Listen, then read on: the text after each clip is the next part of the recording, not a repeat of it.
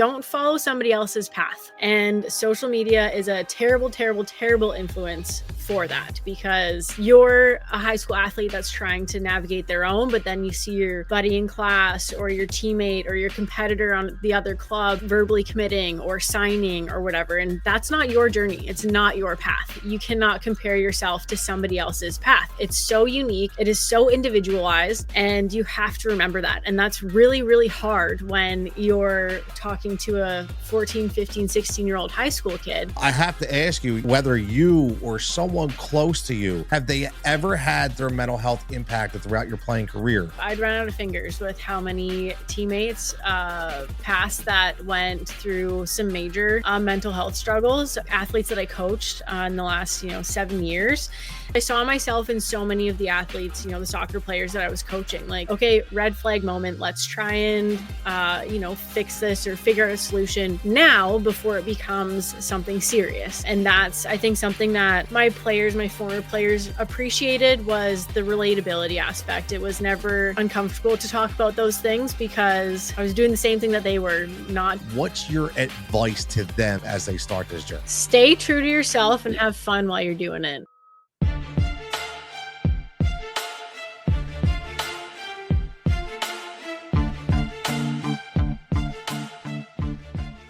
Back for season 2, and I am super excited here. It's Coach Tony, Fighting for Overtime podcast. Make sure you're following at Fighting for Overtime on Instagram, on TikTok, and the all new YouTube page. Now, I couldn't be more excited because I tell you people all the time, I don't like to take everybody that everybody knows. I like to take the people that people should know, okay, and that we can highlight them and what they do. And this specific guest is perfect for this. We're going to talk to Mackenzie Bellows-Schissel, National Scout, former NCAA Division I athlete and coach. Let me just give you some of her accolades real quick, okay? She's a former Division II head women's soccer coach at Quincy University, Illinois.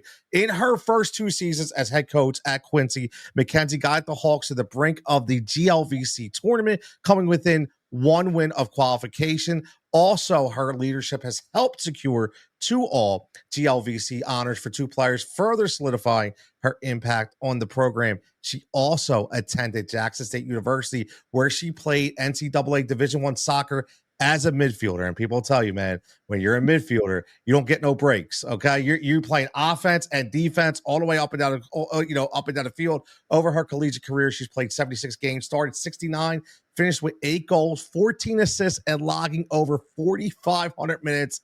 And last but not least, after graduating with a bachelor's in physical education, she transitioned to the coaching, beginning as a student assistant coach at Jacksonville State, and her coaching journey continued as a graduate assistant at William Woods University, where she played a crucial role in leading the Owls to a conference championship with 11-6-4 record. And in 2019, she joined Quincy U as a graduate assistant and was later promoted to full-time coach in 2021 while pursuing her master's degree in education. And now she is a National College Scout for Scout U, helping our youth navigate their next steps in their playing journey. Mackenzie, thank you so much for joining us. No, thank you for having me. That was quite the introduction, but I'm super, super happy to be here. The only person that brags about me that much is my mom, so that felt nice. Hey, well, I'll take the place of mom tonight. How's that?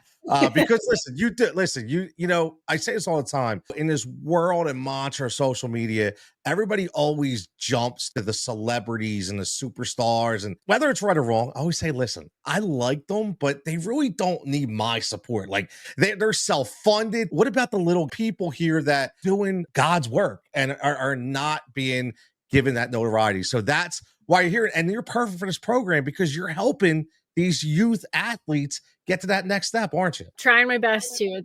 It's a tricky world we're in right now with sports, but fun journey to be on. Yeah, it really is. And obviously, thank you for coming on and sharing these experiences, because we've been talking about this. A lot of this podcast, the reason why I started it was, number one, it's kind of like a self-reflection of a lot of the bad moments that I dealt with. And then obviously a lot of the good moments when I get my former players on and get that connection and that bond. But, you're going right into recruiting. And it's one of those subjects that I'm telling you, now that you're doing it for Scout U. And I know just from dealing with the players that were going into it, nobody really knows what's involved, what to expect. And even the smallest things can really trump you a little bit and take you off somebody's list. So could you walk us, number one, through your career path? Like, how did you go from being an athlete to a coach and then stumble across being a recruiter now? No, it's been quite the journey. It's taken so many turns, but where I am now is exactly where I'm supposed to be. So I'm originally from Canada. So my recruiting journey was a little bit unorthodox compared to the typical American youth athlete, but started, playing competitive soccer super young, knew that I wanted to play at the college level, before high school. So that's really where my recruiting journey started. Went to a bunch of tournaments in the States with my team, got a following back then. And I say back then because I'm old now.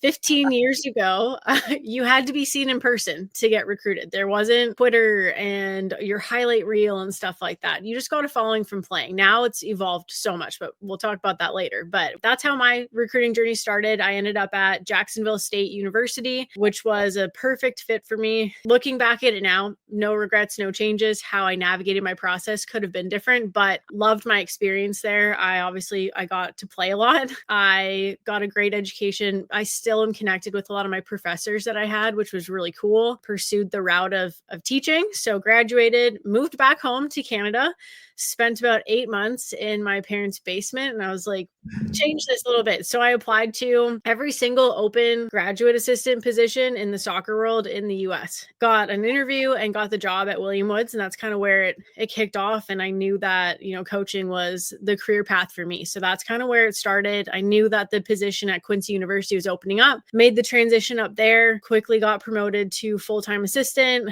And then, later on as the head coach. And my coaching journey as a head coach you learn a lot about yourself first week, but it was amazing. It was fun. It was a lot of fun. My first year, it was obviously a building year for my own program, trying to put, my name on it, which was awesome. It wasn't a big transition for the girls because they knew me. Year 2, my husband and I found out we were having a baby. So I was pregnant the entire season. My due date was on the very last weekend of our conference schedule. So I made it all through, some ups and downs in between that season. And then 2024 was my last season as a head coach. And I knew, obviously, probably when I found out I was having a baby, that maybe this schedule and chaotic environment maybe wasn't the best for my family. My husband is also a college coach as well, so navigating coaching schedules was nuts. So I made the decision, and I'm sure a lot of parents can relate to this when they're listening, that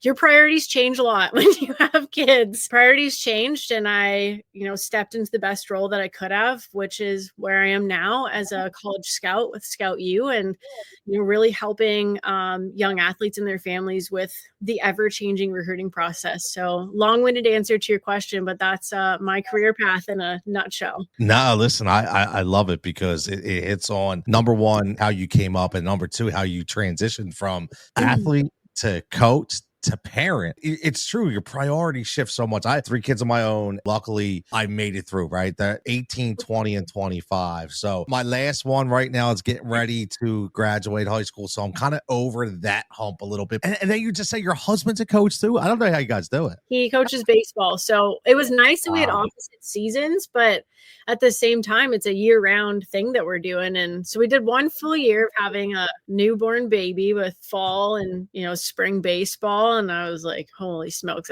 I know this is doable, but at what expense? At what cost? Right. No, 100%. No, I get it. Again, we're talking to Mackenzie Bellows-Schissel. Make sure you follow her on TikTok or Instagram. You can follow her at MAC_SCHISSEL on TikTok, and at Mackenzie, MACKENZIE Scout U on IG. I'm telling you right now, you will not be disappointed. That's how I found her. She's always dropping stuff every single day. And speaking of what you're dropping, let's get right into the recruitment aspect, because I know for a fact, as being a coach and coaching 16, 17-year-old kids and what they're looking for as far as future. Number one, what they're being told as far as what reality is. But one of the most important things is the mistakes that they make. And indirectly, unfortunately, because they just don't know. In your eye, what are some of the biggest mistakes that you've seen high school athletes make it when it comes to trying to be recruited? I think the biggest one is probably just the lack of awareness or understanding of the college athletics landscape. It doesn't matter which sport you play. It's about how different each level is and how you fit in realistically to those divisions. Now, obviously,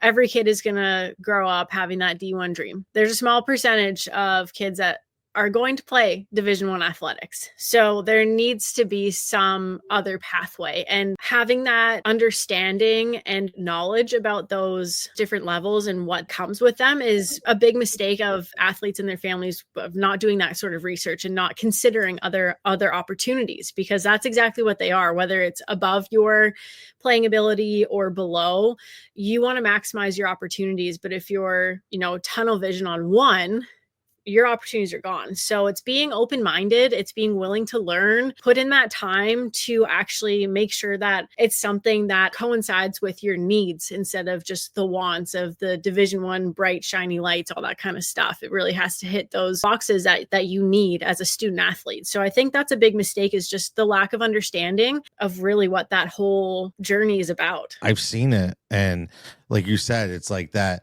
I hate to say pipe dream, but the percentages of Division I. I mean, listen, you were in Division I. You get it. And you know how lucky and blessed you were, but you also know how hard you work in order to get there. And that's the thing. I remember so many different stories. So many parents come to me as a coach, like, daughter's going to be Division I and my daughter's going to go. I'm like, okay, I understand, but she's also not training. She's also not doing private workouts. You expect her to show up 2 times a week and she's going to be Division I. It's not going to happen. You haven't even seen that other element. So you make a great point, because a lot of kids are not prepared for what's next. And speaking of that, I'm very hard on my kids. And I'm kids. I say it to everybody. As a coach, everybody's my kid. When I see them, it's like, look, man, behavior, what you're doing on and off the field, what you're doing on weekends, what you're doing off the soccer field, off the softball field, whatever it is, everything's a presentation of yourself. So that being said, what sets a great candidate apart in your eyes, not just on paper,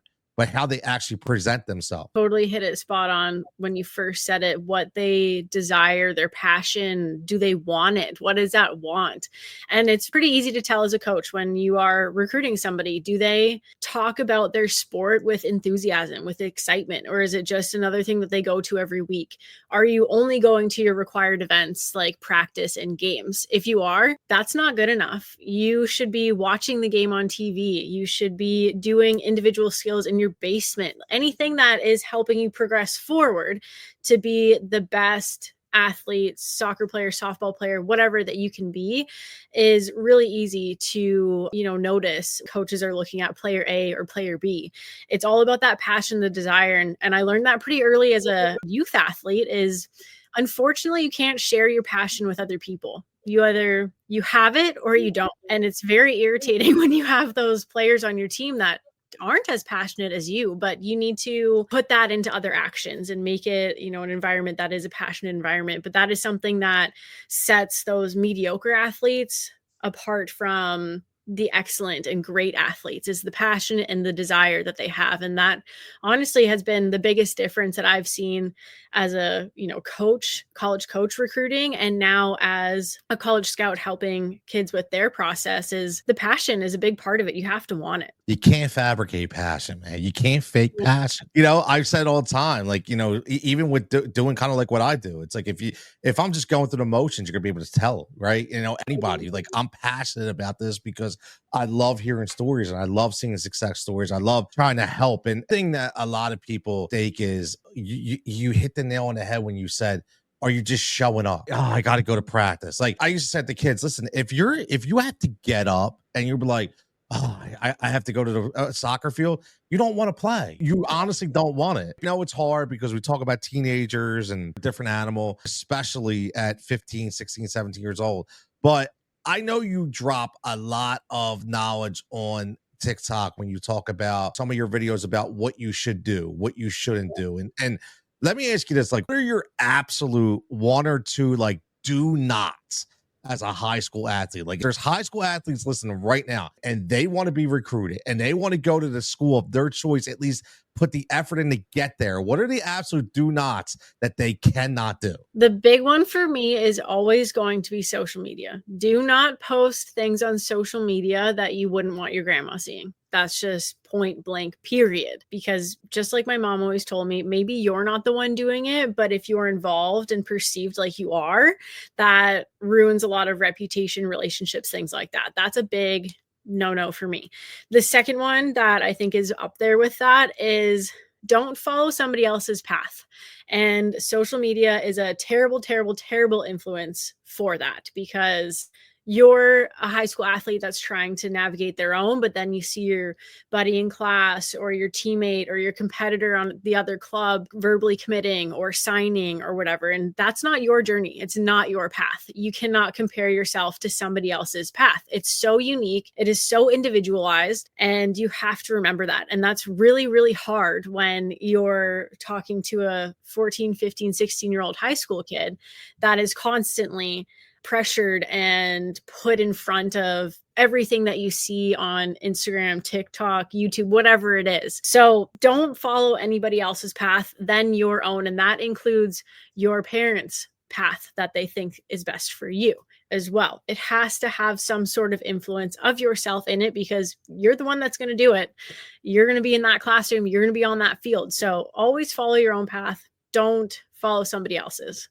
I love that answer. You have no idea how much I love that answer, especially what you said about follow your path. That's not necessarily what your parents want you to follow, right? Because that's a huge topic that I've covered on this program many a times. Is, you know, the parental pressure that parents are putting on these kids. Like I've so many stories about kids that were pushed. They come to me crying. They didn't want to be there, but mom or dad kept pushing them because they wanted them there, and they were kind of living out their dreams through them. And it is so crazy. We could do a whole nother episode on that, but again, I love that answer. It was fantastic. Again, this is the Fighting for Overtime podcast. I'm Coach Tony, your host, and again with me is Mackenzie Bellows-Schissel. She is a National Scout, former D1 athlete and D2 coach. She scouts for Scout U, and again, you can follow her on TikTok and Instagram at MAC_Schissel. That's CHISSEL, and at Mackenzie Scout U on Instagram. Now, I want to touch on a little bit about the youth sports and mental health topics, because we just talked about parents and you know, again, I'm not saying all parents are bad. We see those scenarios play out so many times, and I feel like it's getting worse and not better. And I'm not sure if it's because of the money now that's being invested as a parent in their child. So many different things. We can get into that. But for the years, the world of youth sports has just completely changed, from elementary to a high school level to a college level. It's so many. I mean, God, we could spend a whole episode on NIL, right? But what would you say overall has been the biggest change to date in your mind throughout this journey from youth to collegiate level? I think one of the biggest changes that I've noticed, even from my youth playing days to now, the youth world of sports, is the pressure to perform. And that's obviously put on by parents, coaches, social media, things like that. You know, I live in Quincy, Illinois. It's a population of 45,000. It's not huge. There are, I don't know, 8 different 10U travel baseball teams here.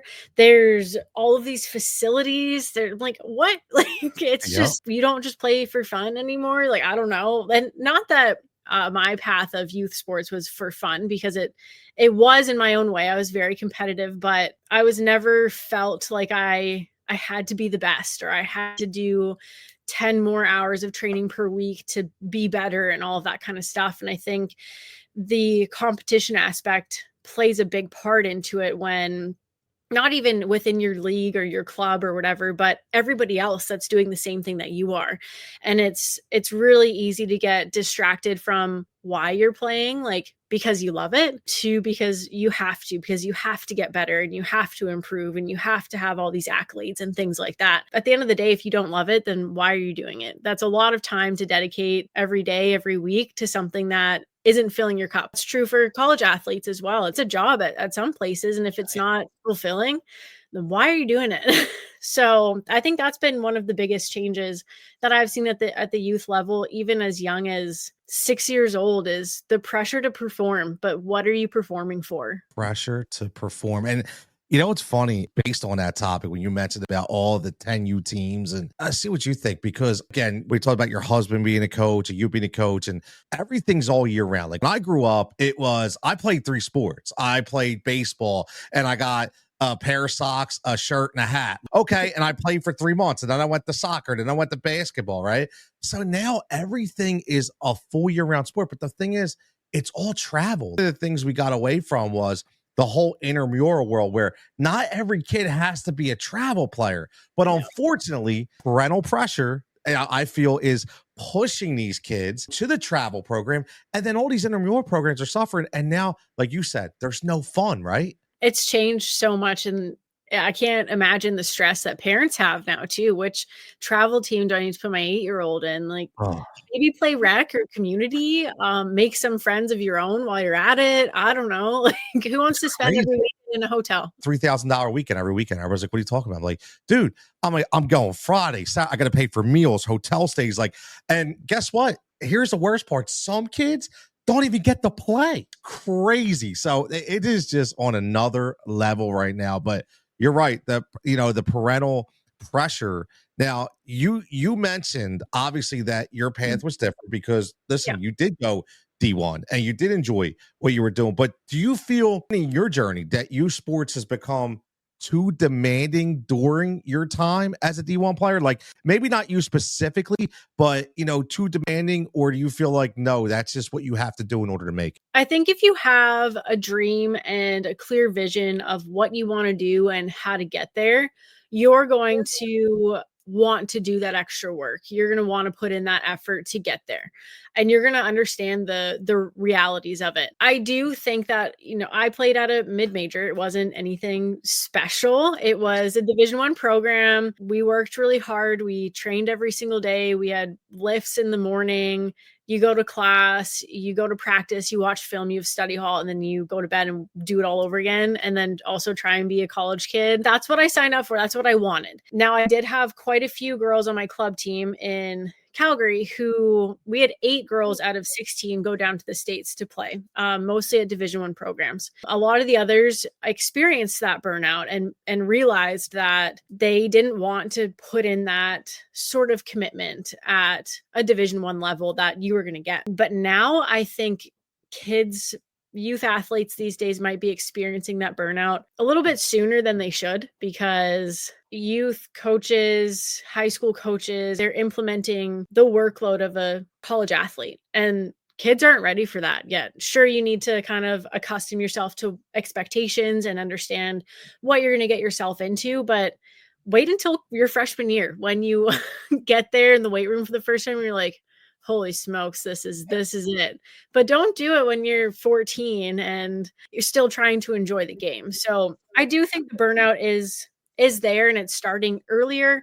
I don't think I experienced it because I think I was well prepared, and knew what you're never going to fully know what to expect, but I think I had a good understanding, and I was ready to adapt. It's a big word. I love pivot. I love adapt. Like they're two of my favorite words, man. Like because it makes you grow as an individual. You have to have the ability in so many different situations to be able to adapt or pivot. My favorite podcast is the Pivot Podcast. I love Ryan Clark's show because I love what he all about and what he stands for, and the way he breaks things down. And I love that word. And you mentioned burnout, and we've already mentioned parental pressure, and a lot of that coincides with that entire mental health aspect. Unfortunately, we just saw another player take his own life. I have to ask you, are you or someone close to you, have they ever had their mental health impacted throughout your playing career? Maybe somebody that you weren't extremely close to, but you saw from a distance, or maybe even yourself going through your journey as a Division I player? I'd run out of fingers with how many teammates past that went through some major mental health struggles, athletes that I coached in the last,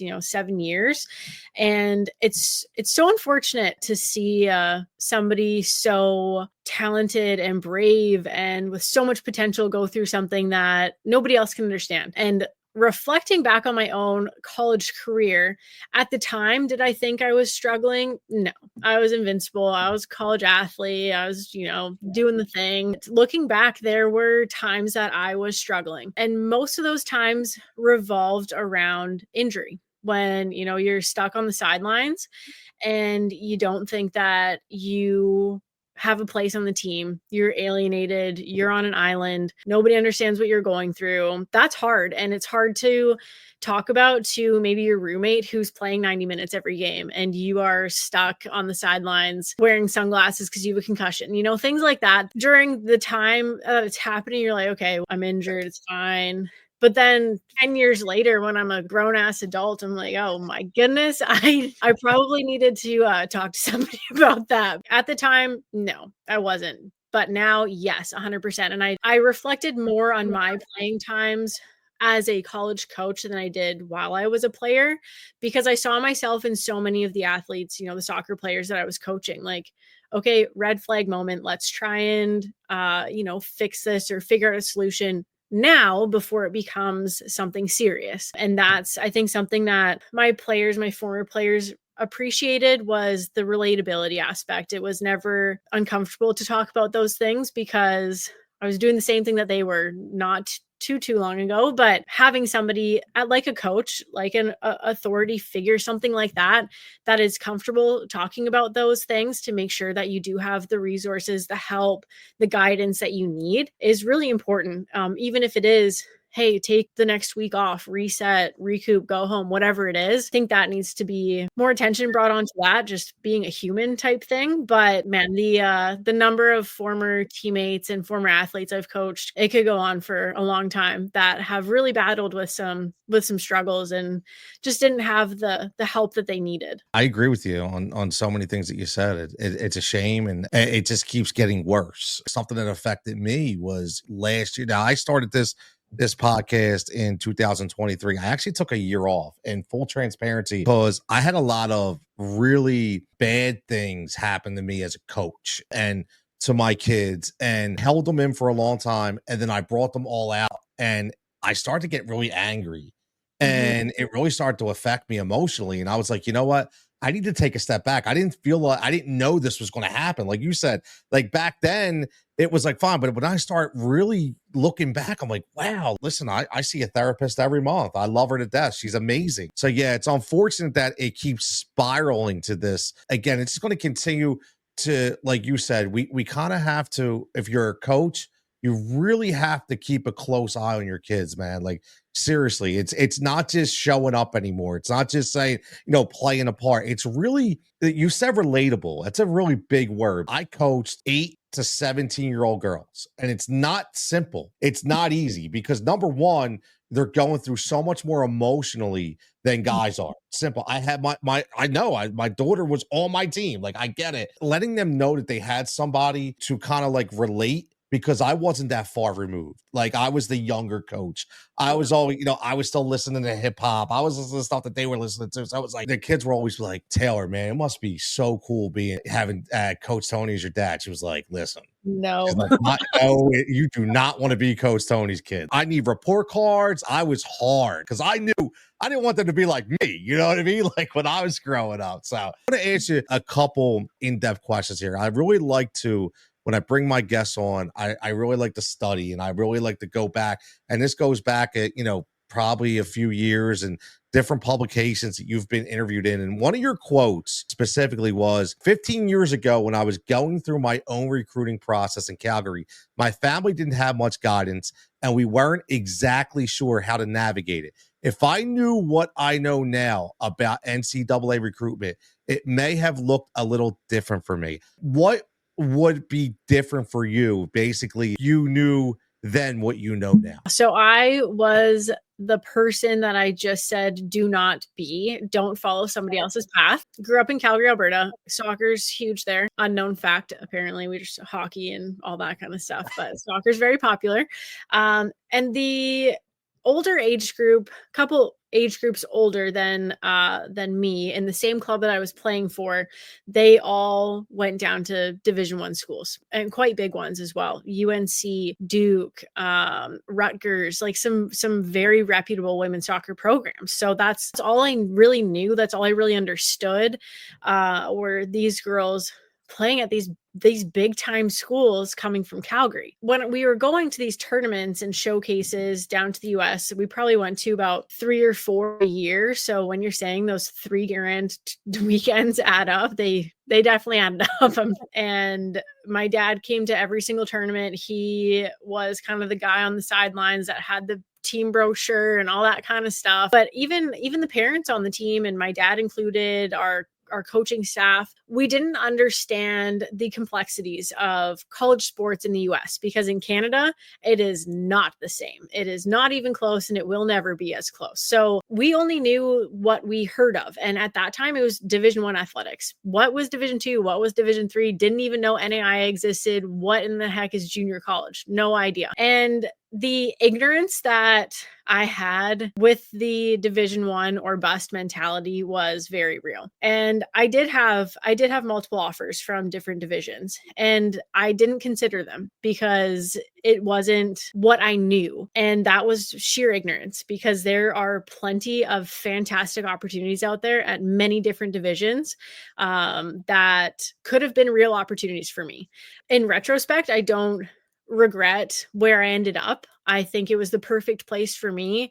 I had a fantastic experience. Even through my recruiting journey, I took all of my official visits across the country. It was a great experience. But even just that, like, okay, you get on a plane, you get off in some state, you go tour a school, meet with the coach. Okay, cool. But like, I had no idea what to actually expect or what was going to happen or anything like that. So the lack of knowledge and know-how, I think, really kind of bit us in the butt with just the amount of opportunities that maybe were missed out on, that could have been something realistic for me, just because we had no idea. We had absolutely no idea. And now, 15 years later, if I was going through this process now, holy moly, it would be so different. It would be very different. And it's crazy how much has changed in that, seems like a short amount of time, but it's not. But it's a crazy world to navigate now if you aren't kind of fully invested in learning everything about it and having those resources to fully understand. So I think that's kind of the biggest difference between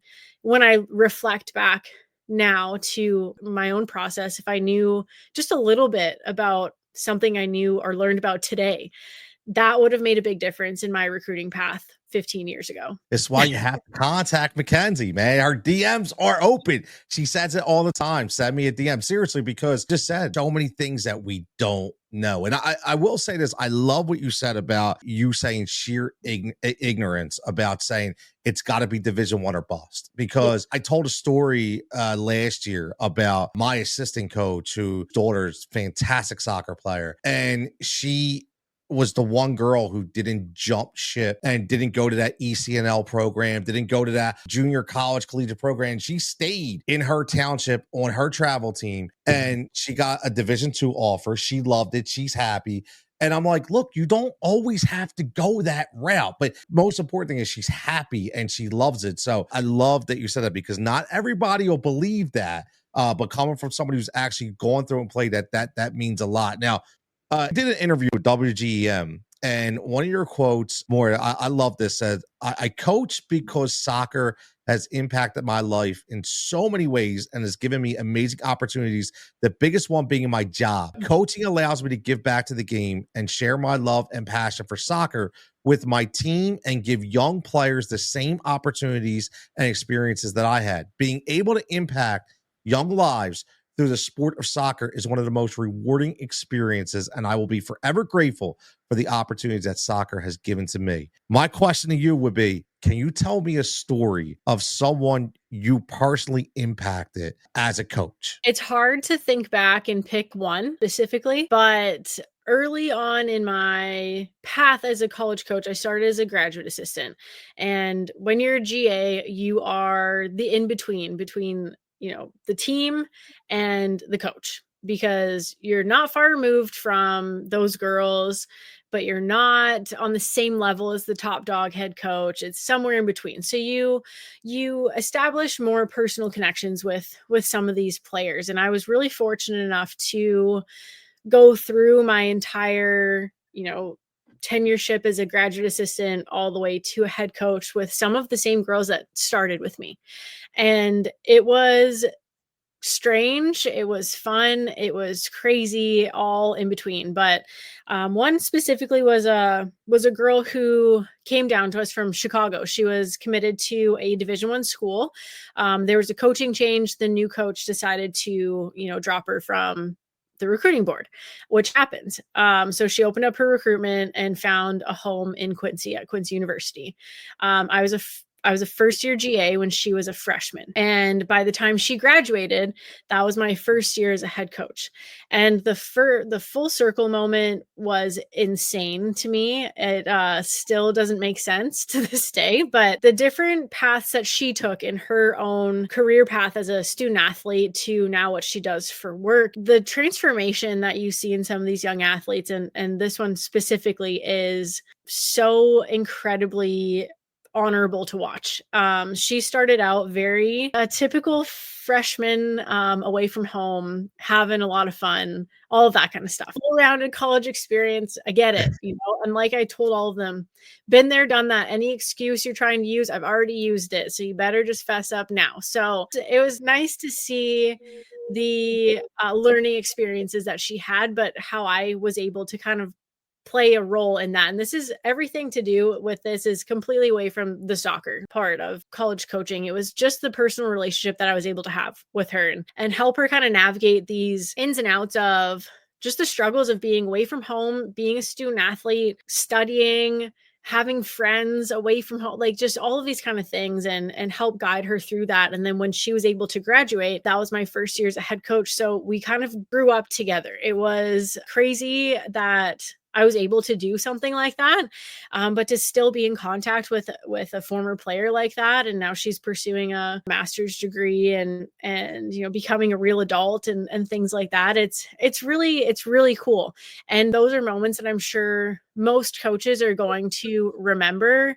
Then the wins and the goals and all of that kind of stuff. It's those types of relationships. That's a big one for me, is kind of just seeing that progression and the smallest impact that I had on her kind of develop into something much bigger. I love it. Always said it's all about memories and moments. That was always my biggest speech to my kids. I'm like, look, we can win 1,000 trophies and medals, but the thing is, what are you going to remember more? That when they put that medal around your neck, or that special moment or memory that you had? I had more memories and moments from losses than I had from wins, right? And that's what it's about. That's that bond, man, that I'll never, ever be able to get rid of. It's just been fantastic. And speaking of bonds, I have to ask you from a quote from a Sidelines article, and it brings to light something that's going on right now. And you said, I believe the biggest misconception is that female athletes need to be treated and trained differently than male athletes. The desire for athletic excellence within a player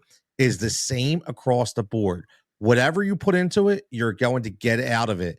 And that's true for male and female athletes. Now, the reason why I bring this up is this same topic made a lot of news during the UConn NCAA Women's Championship run. And shout out Paige, who gets drafted #1 as we're doing this program right now live. It's a known fact that Gino pushes his girls with the same intent. He says he always says it.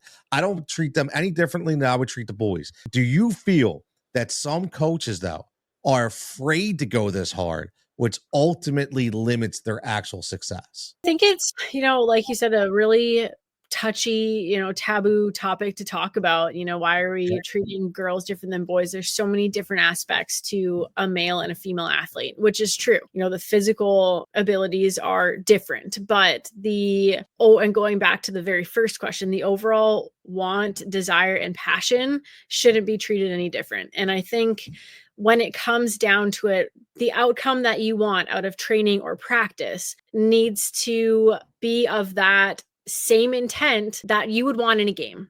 And if you want to, go through training or practice half-assed, all of that kind of stuff, then that's what you're going to get out of games. Games aren't easy. So why should practice be? Why should training be? If you want to take the easy way out and just, coast through your practice, then expect that in a game. And whether you're a male or a female athlete, or a male coaching a female sport, or a female coaching a male sport, it shouldn't be any different. If you and your team have a shared vision and, a shared desire of an outcome, then how you train your team, it shouldn't differ per gender or anything like that. If your solid desire is to win or be competitive, that's how it should go in training and games. I love it. It's so true. I mean, my assistant's favorite phrase was practice how you play. If you show up to practice and, like you said, if you half-ass it, you just go through the motions. And now there is, how familiar are, I'm from Philadelphia, but the infamous Allen Iverson effect, who Allen did not like to practice, but guess what? When he played, he was unbelievable. But listen, that is not the norm. Okay. But no, in all seriousness, it's 100%, because just sometimes it's muscle memory, right? I say it all the time. If you're lackadaisical on a pass in practice, well, guess what? Odds are you might be lackadaisical on a pass during the game, and that's going to get you a seat on the bench. And unfortunately, you have to go hard all the time, especially on these different levels. Now, we talked about as a coach, but what about when you get back to the recruiting element as we kind of close this out? Is there any, and I know you're early into this, but any particular success story as a recruiter that sticks out with you? Yeah. So I was really fortunate to start working with a handful of athletes kind of right off the jump. Wasn't expecting it. I kind of dove headfirst into this social media thing, and which has been really cool to connect just with different people. But I actually got in contact with a former teammate of mine, current teammate in Israel. She's over there playing in the first division of a women's professional league over there. Now, the athlete that I was working with, she's 16, almost 17, playing at, the first division of a women's professional league. And she was an uncommitted senior when we started talking. So she will graduate high school in, I don't know, like 3 weeks. And we had some work to do, but she knew exactly what she was looking for, what she wanted. She just didn't know what to do. Where's the first step, how to start. Within the time that we started working together, I got to know a lot about her and her family, and exactly, what they wanted for her. Moving across the world was something that I could kind of relate to, but I'm from Canada, so it's kind of not the same, but I was still pretty far. And within 2 months, we had her committed on a full ride scholarship to play at a top 5 NAIA program. And that was really cool to help her through that process and reinforce even to myself that there's just so much to know, so much to learn, and it never ends. It's every single day. That's a really cool, early on success story that I'm super excited that I can share. Again, you mentioned about the social media aspect. You're younger than I am. As we grow up and mature, it's, social media can be a great thing if you use it the right way. Right. And I put that in, whether it's my kids or people just use it the right way. It is such a powerful tool. It's like the internet, right? Like I wish I had the internet when I was a 16-year-old kid, and I had to go to the library and look at encyclopedias and use it the right way, man. It's a powerful tool. If you can use it the right way, it's fantastic. So I love that. It's a great story. Now, let me ask you real fast about the recruiting, as far as your former athletes yourself. Do you think more, as you get into this, that more former athletes should consider careers in recruiting? That's a really good question. And I had to kind of reflect on my own teammates, of would they be a good fit? But I think everybody goes through their own experience, especially when it comes to the recruiting process. And then when they get to be a student athlete. There's going to be some that are going to have great experiences, and there's going to be some that aren't. And I think the more you can share about those experiences in a positive way that would help somebody else, could make you a really good fit as, a recruiter, a college scout. It's something that is obviously very niche based. It would have been nice if you played at the college level, gone through your own process, maybe coached here or there, even if it was at the youth level or anything like that. But it is a very fulfilling role, especially if you are, passionate about helping others. As a former college coach, that's what I did every day. I helped and I interacted with athletes and their families all the time. And the recruiting aspect of college coaching was my favorite part. So that was a really nice transition out of the college coaching world, and embracing something like this. And I think it is a good fit for former, college athletes to pursue or help their neighbor out or their little cousin that's trying to play baseball, whatever it is. The more knowledge that you can share, and again, going back to that relatability aspect, people want to hear from somebody who's done it. They don't want to talk to just a random person. And that's true in every walks of life. I don't want a personality. I'm sorry. Not trying to be, I want somebody who's done it. Like, have you lived it? Have you understood it? This isn't just something I've read in a paper and giving you my opinion. No, I've lived it. I understand it. So I think it's definitely more powerful when it comes to, all right, this is going to be the money question here as we finish this up again.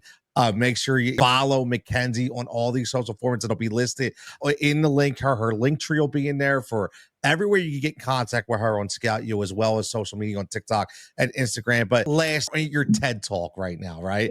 And you're talking to these young athletes are just starting out in their youth sports journey. Say, obviously they can't really think that much at 6 to 8. They're going by their parents. Let's say like 10, 11, 12, 13-year-old young athlete just starting out to really get that hunger. What's your advice to them as they start this journey? Stay true to yourself and have fun while you're doing it. Those are the biggest things that I could share with any youth athlete. It's the most fun when you can be your authentic self and enjoy every single moment of it, because it goes by so incredibly fast.